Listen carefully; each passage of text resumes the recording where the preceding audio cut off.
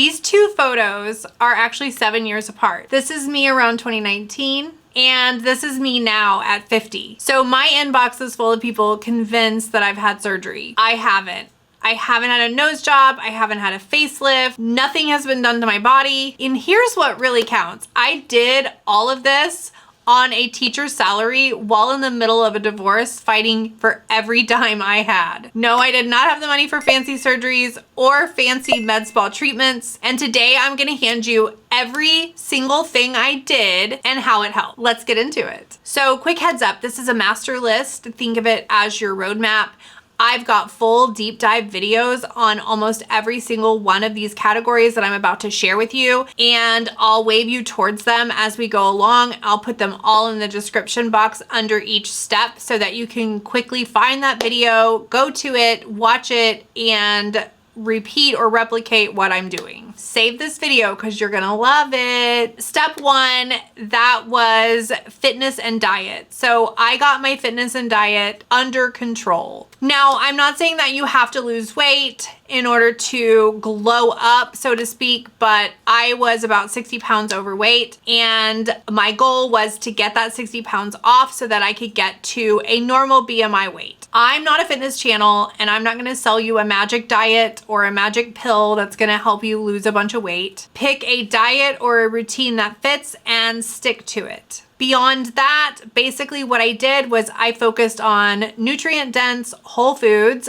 grains, beans, vegetables, and high-quality protein like fish, chicken, things like that. So basically my premise was if a food costs me calories, it better be giving me something nutritionally, and I just went by that rule, and so cut out a lot of the empty calories. Now, I started with walking for about an hour a day because I knew I needed to get some fitness in. Walking is extremely amazing for losing weight, especially speed walking.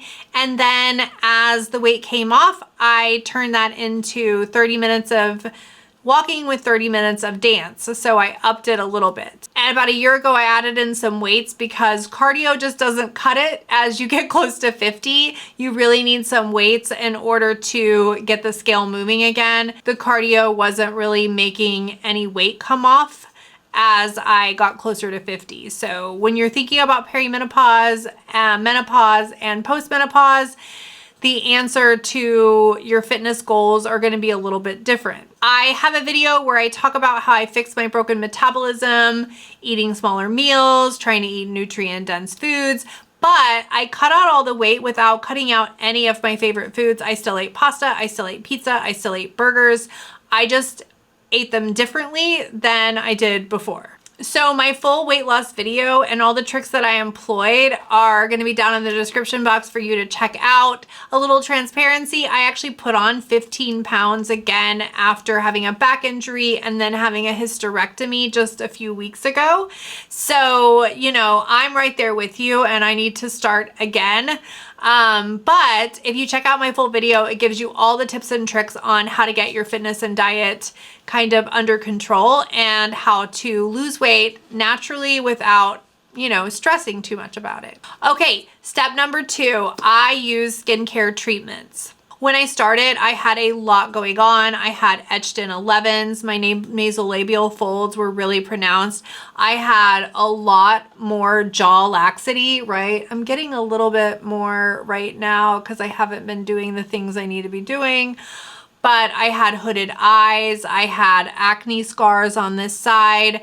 I had to fight that, and one of the biggest ways that I fought that was by my skincare routine. I had a solid skincare routine. I'm gonna put that down in the description box, both my AM and PM routine. I never missed a day. And I did skincare treatments, special skincare treatments that would help increase my collagen and elastin in my skin. So I did peels, regular peels, and which helps with cellular turnover.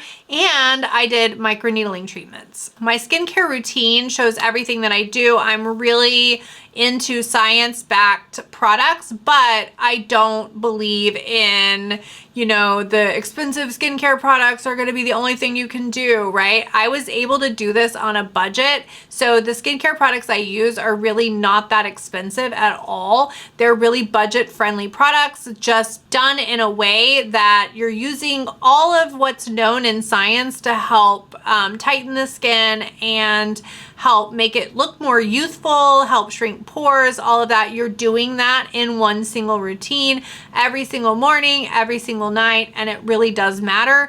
When you put it with those treatments like microneedling and peels, you get a huge response in your skin and it really helps turn things around. So I will put how I fixed my face in the description box so that you can check out that video if you want to try my skincare routines or my skincare treatment. Step 3 is facial massage and facial yoga. These were huge game changers for me. Right alongside my skincare, I started to depuff my face with facial massage and a little face yoga. Don't sleep on this one because puffiness really does creep up as you age. And especially if your diet's not on point, you're gonna have even more puffiness. And most people have no idea that they're actually puffy, that it's not their face that's big, but it's actual, you know, puffiness from water retention and things like that that are making their face look bigger than it really is. So I do a quick wake up and depuff massage. I'll put that one in the description box. It's really good. It's my lymphatic drainage massage. And then I also do a massage routine at night with my gua sha. So I did PDR in a couple weeks before I left to go visit my family in Charleston, and then I came back and had a hysterectomy. So when you do the PRFN, when you do PRFN, you cannot massage your face because they stick the needles in there. So I had to wait like 2 weeks. And then I went to Charleston. I really didn't do it a lot. I did it a couple of times, but I was so busy with my family. And then I went and had a hysterectomy and I was like miserable for a couple weeks. So I didn't do any facial massage, and I can see that the puffiness is creeping back. Now I have been doing facial massage for the past 5 days, I think. So it's starting to kind of slim down a little bit more, but boy, was I a puffer fish. All right, step 4, that's hair. Hair was a big one, and I'm very strategic about how I spend my money. So I do spend a little bit of money on myself, and hair is one of the places that I spend more. For years, I was doing it myself. I was dyeing it myself. I was touching up my roots myself. But the problem with that is that my hair didn't have a lot of dimension. You need to have some dimension in there. Lesson learned, I started spending a little bit more on my hair. The other thing that I do with my hair is I use a dedicated hair powder. Now I have fine hair over here on the sides, and so I just fill it in with the hair powder, and the difference is unmistakable, right? It frames your face better. So if you are aging and you have any gray, or you have like lighter hair or even finer hair, you're gonna really want a hair powder. So that's the hair powder that I use, and it comes in a quad in like 4 different colors. I'll link all of this stuff in the description. And I just like combine 2 of the colors, the blonde and the brown, and I just do that, right? Just to make sure that it frames my face. I get it all along here so that it creates a better frame for my face, which actually makes me look younger, also makes me look prettier, right? If you can see the hairline, that kind of shows your face better, and you definitely look prettier. So even if the salon is not in your budget, the hair powder is. It's so cheap on Amazon, so don't skip that one. And another thing that I did was I started taking collagen with silica, and I take a specific kind of collagen that really works on the skin. I combine it with silica, and since I've added that silica, I've seen my hair growing like crazy. I also use some hair serum because my scalp is drying out, so I use a specific kind of serum for hair growth. I'll put that one in the description as well. But you really want to pay attention to the health of your hair because that matters a lot as you're aging. And you can find all of my supplements that I use in my supplements video, and I will put that one in the description box as well. Step 5 is brows. Okay, symmetry, right? Let's talk about symmetry, please. Looking pretty is so much about symmetry. It's about you know, how even everything is, right? And my face is not even. So we use makeup, or I use makeup, to create the look of symmetry, right? And brows are the fastest place to show this. Now, I used to over pluck, like right in the, I would pluck all of these, and my eyebrows would start like way back here. And it just did not look good at all. God, I gotta show a picture because it was so bad. And it definitely impacted how my face looked. And so what I started doing was I started laminating my brows. So combing them up and, you know, doing lamination. I have a full brows video that shows how I do my brows. It's not an updated video, it's kind of an older video, but you'll get the idea. I laminate my brows and I dye them with Just for Men so that they're a little bit darker, right? And they show up more. And I fill in the front of the hairs too so that they measure properly. Now you'll want to put your brow pencil right here. This is where your brow should start, right? At this point on both sides. Okay, and so fill them in where they don't.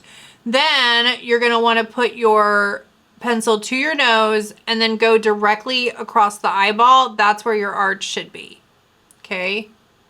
Like that. And then the end of it should be right here. Okay, you see that? Okay, you just fill them in, right? And just make sure you've got that arch there. You've got the end where it should be, and you're starting here. And in the brow video, I go over how I do my brows, but brows are a huge game changer, and were a huge game changer for my face. Okay, step 6 is makeup symmetry. So I built my entire makeup routine about creating symmetry in my face. And once you understand how the products work, you stop copying other people and start working with your own facial features. Here's the whole secret in one breath, and then I'm gonna point you to that video. Contour is shadow, so it makes everything go back. Blush brightens, so it pulls everything forward. Bronzer warms the skin and gives depth. So that's your transition. You contour the things you wanna move in, put blush on the things you wanna move out, and bronzer to kind of warm up that transition between the blush and the contour. That's it. That's the code. So I go along the cheekbone, right? And you can get higher if you want, kind of depends on where your cheek is. You can create a cheekbone, but I put the contour here, then I bronze the whole thing, and then I put blush on it. Now I do use underpainting as my technique. I'm gonna put that video in the description box. It is magical for making you look like you're naturally, right? You're naturally shaped. And I have been using the Sachus. These are great. This is kind of my contour, then my bronzer, and then my blush. And these are all liquid. And then I just kind of put my foundation kind of over it. I go over that in that video. So check out my full length contour video for how I do it. And then I just do a light bronzer on top and a little bit of powdered blush, and that is the full routine. So I also do a little trick with my eyes. If you notice, my eyes actually so hard to see. So if I were to put this pencil through the middle, you can see that the bottom of my eyelid actually drops down below it, okay? To have a more lifted eye, your eye should be above that. So I put a little bit of liner right here to give it the illusion of being more lifted up, okay? It's just a little trick. So you gotta find out where your face needs more symmetry and then just use the makeup to kind of help create the illusion of symmetry. If your eyes are more droopy, you kind of put your eyeliner more in the corner. If you have big round eyes, right, and you want to create a more cat-like look, you put it only in the corner. If your eyes are kind of more narrow, you can put eyeliner all the way across the top and it'll make your eyes look wider. There are so many videos out there on how to fix asymmetry in the face. So check out those videos and then check out my contouring video for how I do it. to make my face look more symmetrical. Okay, step 7 is teeth. Now, nothing reads more put together faster than a bright smile. So I do get mine professionally whitened and I maintain them with whitening trays, okay? You can also use strips. There are so many good strips out there that just will like lighten your teeth just a little bit. The whiter your smile, the better your smile is going to look. That's just the case. I do warn you, stay away from devices that are designed to make your teeth look whiter, but maybe use things like red light. Red light doesn't actually whiten your teeth. Blue light does, and so there are some gadgets that do lighten your teeth. You could try some of those. I can't give you any recommendations on those because I do trays myself, but there's lots of strips and gadgets that will help whiten your teeth. So think about the pearly whites before you step out the door. Number 8 is body skin, right? Don't stop at your face, your chest, your neck, your hands all give away how old you are, right? Or even how put together you are. My whole routine is very simple, right? I jump out of the shower in the morning and that's when I put my moisturizer on. I just pat my skin dry very lightly so that it retains that water, and then I put my moisturizer over it. It really works a lot. If I am tanning, I will try to get moisturizer in at night too because my skin does get pretty dry with the self tanners. I don't go out in the sun to tan. Step 9 is your style, clothing, and jewelry, right? Now you're just dressing the transformation. That's all you're doing. I keep an eye out on what's trending, right? And I'll intermix fresh pieces with things that I already own, just to make my older stuff look more updated. Now, the real key though is to dress for your body type. I have an hourglass body type, so I try to wear things that, especially if I'm picking newer fashions, that will look good on my body type. I already know the cuts that don't look good on my body type, right? They're the boxy things. They just don't, they make me look bigger. So you have to look at your body type, and when you're looking at fashions, only pick the ones that will look good on your body type and leave the rest. I know they're cute. I know that big boxy sweater is cute. It doesn't look good on your body type though, if you have certain body types. So just be careful about making sure that you choose pieces that are flattering for you. And there's a whole bunch of people out there with how to dress for your body type, so you can go watch those videos and then just make sure that anything that you pick, if it's a newer style, just make sure that it works for your body type. And then the same with jewelry, you know, where I like to wear kind of simple jewelry. I think it looks elevated, it looks nice, and it doesn't look like I'm flashing or trying too hard. So just a pair of earrings and a cute little necklace does a lot to make you look more polished. Now, step 10, this one's completely free, and it's confidence and body language. Carry yourself like you know you look good. I sit up straight, chin tilted slightly up, and when I walk into a room, I walk in with my head held high, my chin slightly elevated, like I own the room. And that's the secret nobody wants to hear, right? Because it's free. Confidence and a little posture reads strength and beauty every single time. You can do everything on this list, but if you don't if you don't walk with confidence and carry yourself with confidence, right, you're not going to look as well polished or even as pretty. You're hiding yourself. So don't hide yourself. Have the confidence. Walk like you own the room. Walk like this is your private video, right? You're the star of your show. So that's it. That's everything I changed. No surgery, no big budget, just consistency and a little bit of trial and error. Trust me, I had some crazy brows going on for a while before I finally got the hang of it. You can do this too. Tell me in the comments which one you're changing first, if you want to change anything at all. Tell me which ones jumped out to you, what you have done to make yourself look prettier, and I'll see you in whichever deep dive video you click on next.